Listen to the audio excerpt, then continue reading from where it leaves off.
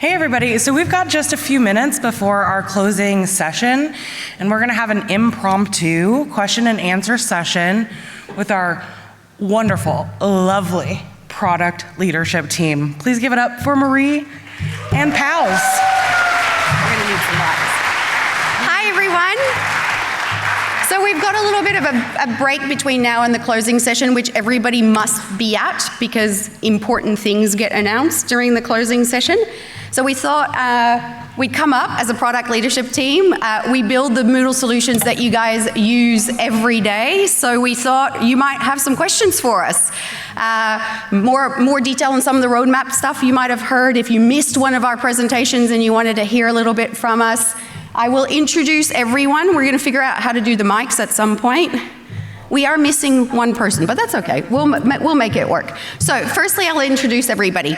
I hope you know me by now. I've been on this stage once or twice before. My name's Marie, and I'm the Chief Product Officer for Moodle HQ. We have Zoe. Zoe's our Director for Experience Design, in charge of making Moodle more beautiful and easier to use, too. We have Satara. She's our Product Manager for Marketplace.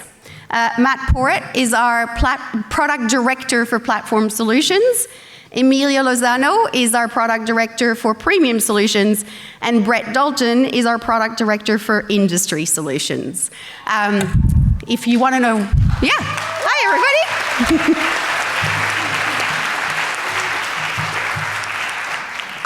So we don't have anything pre-prepared, so we really hope you guys have some questions, and I will quietly let the awkward silence sit.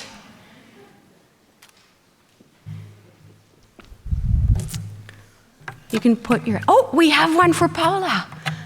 Oh, hello. We are going to get a question from a legend of the Moodle world, people. The Presidencia for the Moodle Association in Italy, Paula. This woman has been working in Moodle for over 20 years and made Moodle what it is in Italy, I think, to be fair. So thank you, Paula, for everything you've done for us. And how can we help? What's your question? Well, it's not any doubt. It's something that all the teachers in Italy have been asking us, teaching from schools. If you are sometime thinking of creating a Moodle version that is manageable by simple persons, like teachers, that do not have much support, like a mini Moodle or something like that, that's the question I brought from Italy for you. Yeah, so one of the things, one of my teams is the small and medium enterprises team, and at the moment they're looking after the Moodle Cloud product. Part of what they're going to be doing is looking at ways of making that an easier experience. That product is basically you swipe a credit card, you get your system, and it's all self-onboarding. Now, we've done some research and it's like 60% of those users have never used an LMS before. So part of the remit of that team will be making it that easier, less intimidating experience for those users. Those improvements that we do will be flowing back to the LMS, back to the open source LMS as well. And Matt's also got a remit for his team as well to be improving some of the experiences. Yeah, so reasonably for LMS, we've been looking at our strategy and are basically going to be focusing on the educators as everything that we do in LMS and putting educators first in LMS. And one of the first sort of initiatives that we're going to be working on is actually that initial experience that teachers have from sort of, well, when they open LMS in a web browser to their point of doing course, because that's sort of very first initial journey, and then we're going to be working from there as well.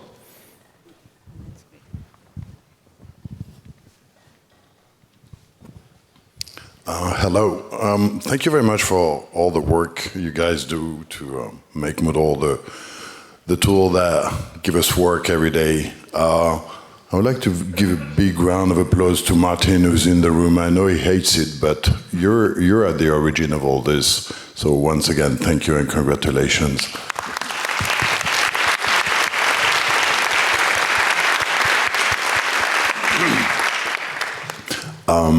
I've got a simple and a bit conceptual question.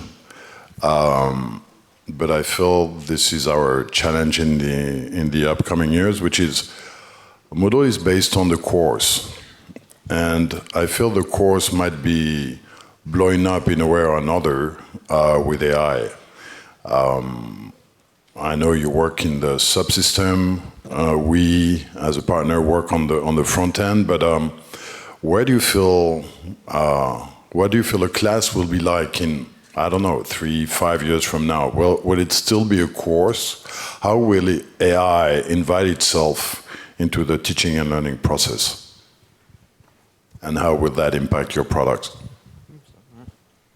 I might start with a bit of an answer on that. So, been recently engaging with a number of universities and this is in the Australian market for now, but I'm sure that conversation will expand. And all Australian universities are currently being asked to answer pretty much exactly the question that you're asking, Cyril, which is to say, with AI, how does your course structure need to change so that you can truly assess whether or not somebody has earned the knowledge and the capabilities that they should have earned to then receive this accreditation or this certification or this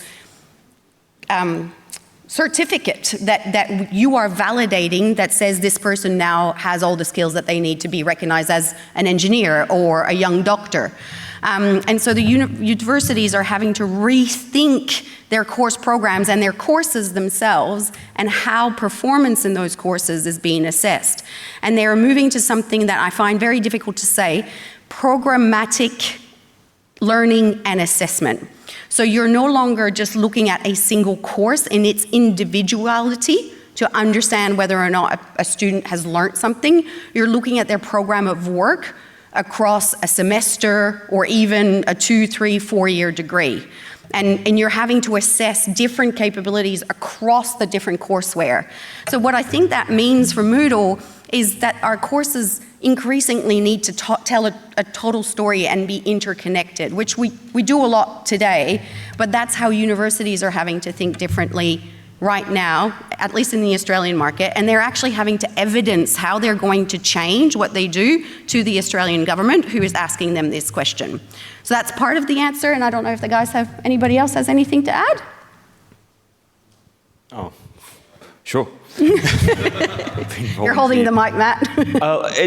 And I think it does sort of depend a bit on what you define as a course. Like if you think of a course as, you know, a group of things, for lack of a better term, that a student needs to do to acquire learning or acquire a competency or, you know, acquire a skill, there's always going to be the place for that, like that sort of grouping of these things that students need to move through. And I don't want to call them, you know, tasks or activities, because I think we do need to have a much broader view of what these sort of things are. And even though English is my first language, thing is the best descriptor that I can come up with right at this stage, at the last sort of death knell of a moot. And then how AI will play a role in that is, and we've seen some great examples of this across the moot of, you know, AI really, you know, helping, you know, educators scaffold their learning and scaffold their course, or what we'll end up calling a course in the future. One of the things I really want to sort of investigate from an LMS, and sort of AI can help with this, but it's not completely sort of AI dependent, and that goes along with our strategy, is just really helping, you know, educators scaffold good pedagogy in their courses. It's sort of not just enough to give them the raw tools. We need to sort of give them the assistance of scaffolding of, you know, so whether they want to do things like, you know, constructive alignment in their courses or things like that, we really want to, you know, support them in that, and that's going to be more and more important in the future, I think. Thank you for asking that question, Cyril.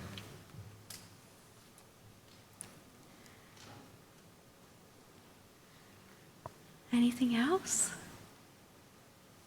Oh, fantastic. Right there. Okay. We might have to run to get to you. Thanks, Liz. Liz does 6K a day. She's used to this. Are you here? Is that you? Thank you. Hi, Jesus.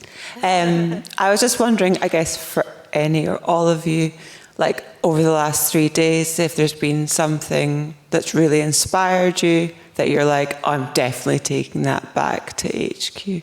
Yeah, that's a great question. Let's pass the mic around on that one. I want to start with this one. So,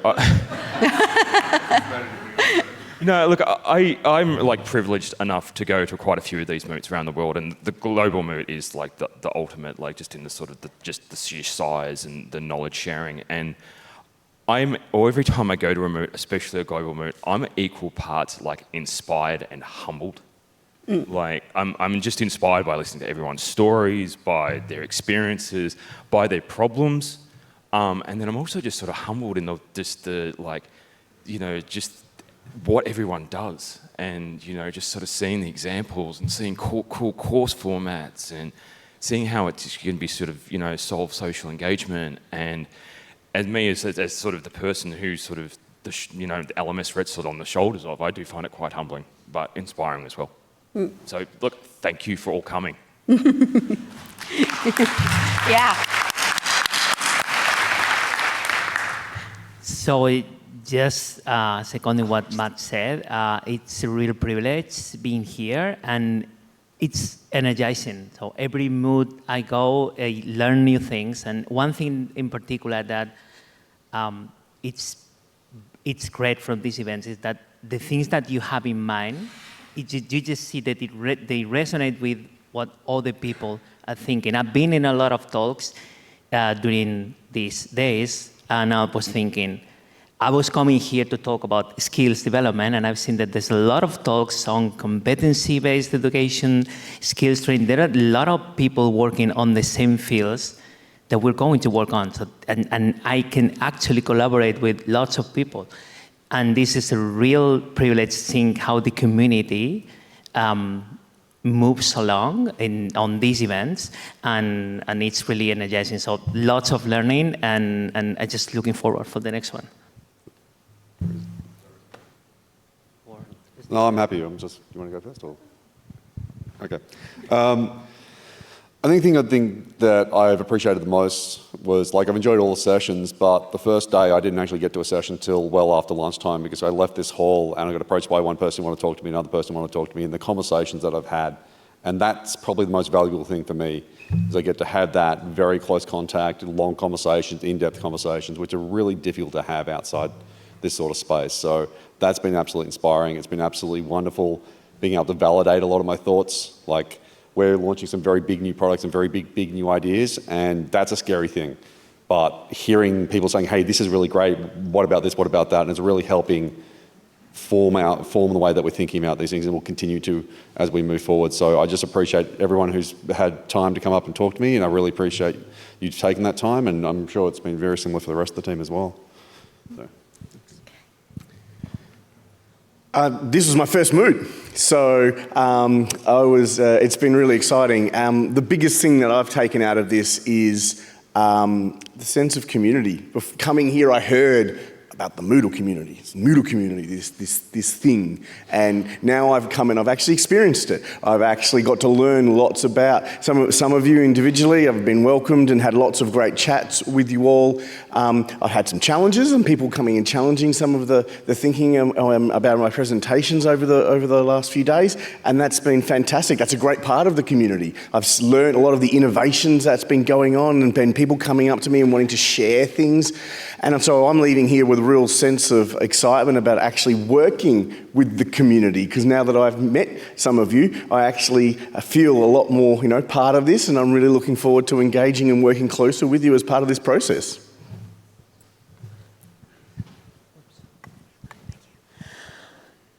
I had a similar experience as Brett. I think actually the first day of the Moot, I didn't have too many people coming up to me. I'm pretty new to the product team, so maybe people didn't know who I was. But after my talk yesterday, I've had so many people come up and talk to me, asking me questions about the marketplace, telling me how excited they are. When you're working on something, and I think maybe all of us kind of have this experience, sometimes it's easy to get a little bit in a bubble in terms of like what you're working on. There are a lot of really exciting initiatives that are going on at Moodle right now. But one of the things I'm definitely going to be taking back to my team is just the impact that Moodle has and the stories that I've heard, and specifically around Marketplace, how excited people seem and the questions that we've been getting about how Marketplace can work for them. But just a general sense of an understanding of how Moodle impacts everyone here, and the stories that I've heard and the talks that I did end up making it to, and I find that really inspiring. So I'm going to bring that back to my team. I can really resonate with what Matt opened with. I think this is my third moot now, and every single time I feel quite emotional when I leave, because honestly, like, the community feel here is something that I've never experienced before in my career. And every time I walk away wondering, okay, how can we leverage this more? When we go back to our day jobs, we get really busy. One of the things that resonated from this morning with Dr. Pasha's speak around when she was talking about taking space. That is something that I can absolutely do better.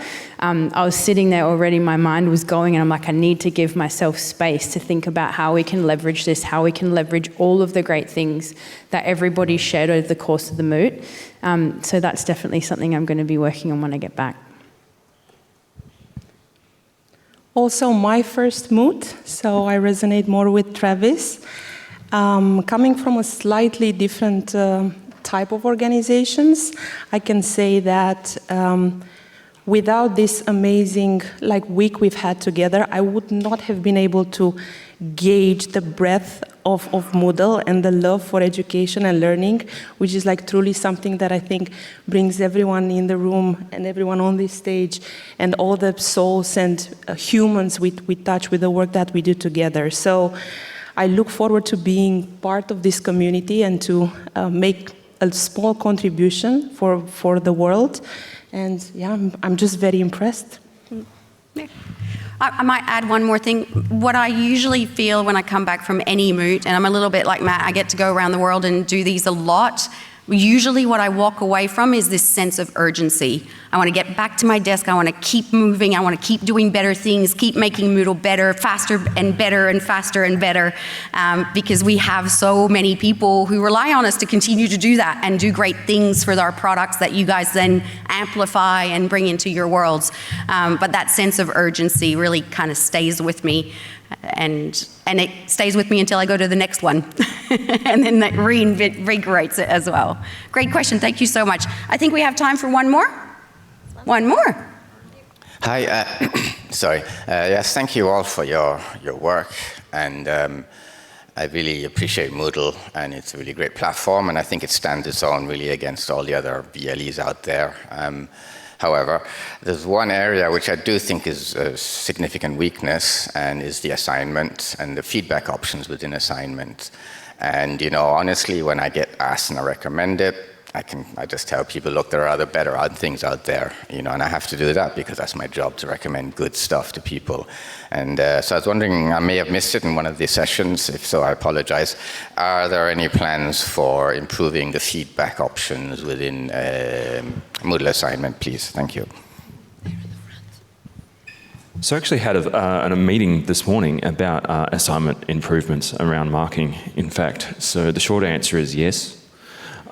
We also did some recent sort of discovery and prototyping work specifically around marking and workflows and grading in assignment as well. So sort of the short answer again is yes. It's one of those things I wish I could do tomorrow, but I wish I could do everything tomorrow. As Marie says, I want to do things faster and faster, but we'll get there.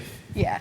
Yeah, there's actually probably, if you actually go to moodle.org on the forums under assignments in an old post, you'll be able to find some links to some prototypes that we've been working on in terms of particularly the assignment grader process and the rubric and things. So I don't have an easy way to tell you where to go find it, but they're out there in the Moodleverse if you want to try and find them. Yeah. Okay, guys, I think we're pretty much ready to go with the next step. So thank you for indulging this little impromptu Q&A, and we'll see you soon.